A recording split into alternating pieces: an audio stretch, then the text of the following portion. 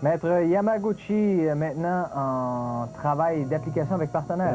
C'est exact, et c'est une application de ce que l'on retrouve dans les katas, qu'on appelle les bunkai. Naturellement, il y a des petites variantes là aussi par rapport au kata, mais c'est toujours d'inspiration du kata.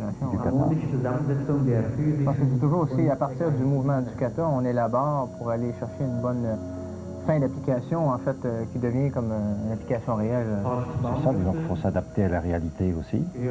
On ne peut pas toujours prévoir la longueur des bras de l'autre ou la longueur des jambes, donc il faut s'adapter. Alors on voit un élève seul qui démontre une partie de kata, et après ça, Maître Yamaguchi qui démontre l'application. C'est ça, donc ça sera la partie bunkai. On va retrouver sensiblement le même geste. Donc on voit qu'il n'y a pas que des coups portés, il y a des saisies, il y a des plis de bras. Il y a des contrôles avec projection. C'est très complet, donc ça dénote bien les techniques d'origine qui malheureusement sont de moins en moins pratiquées. C'est dommage. Mais c'est l'application moderne du sport comme tel, alors qu'à cette époque-là, c'était quand même tout un art. Alors on parle de kata dans les Goju-Ryu, il y en a quand même une bonne douzaine dans cette méthode de karaté-là, et sensiblement on en voit quelques-uns en application. Ce serait lesquels? Ben, il y a le Saifa, et qui est le kata des débutants pratiquement, et le Sanseru qui est également un kata pour les débutants, et puis il y a le Kururu Menfa. Lui, il commence déjà à être un peu plus élaboré, et puis le Seiyuchin, et il y en a de nombreux autres, qui sont des katas tout à fait particuliers à ce style.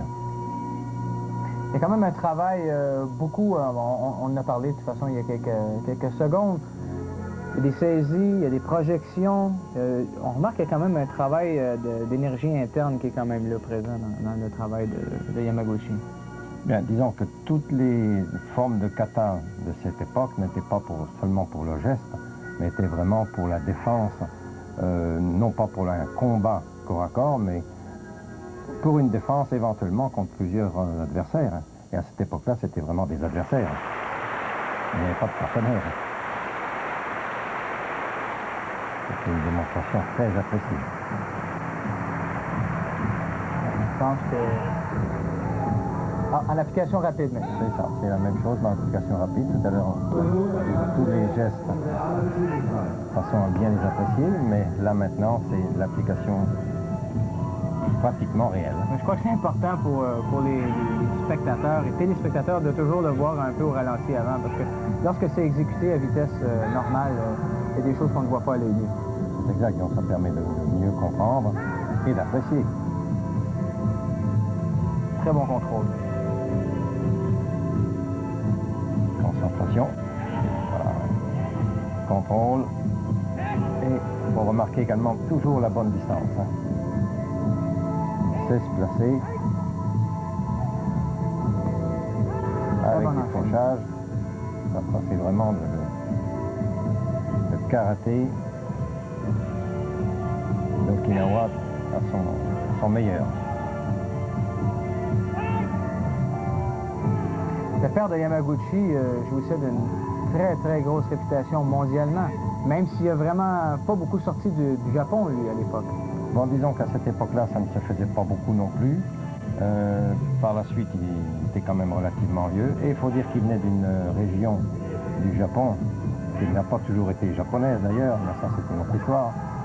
Okinawa était une région très fermée et qui avait pratiquement très peu de contact en ce qui concerne les arts martiaux avec le reste du Japon. Avec l'extérieur. Alors, maître Goshin Yamaguchi, le fils du fondateur du Gojukai, Gogen Yamaguchi, surnommé le Chat.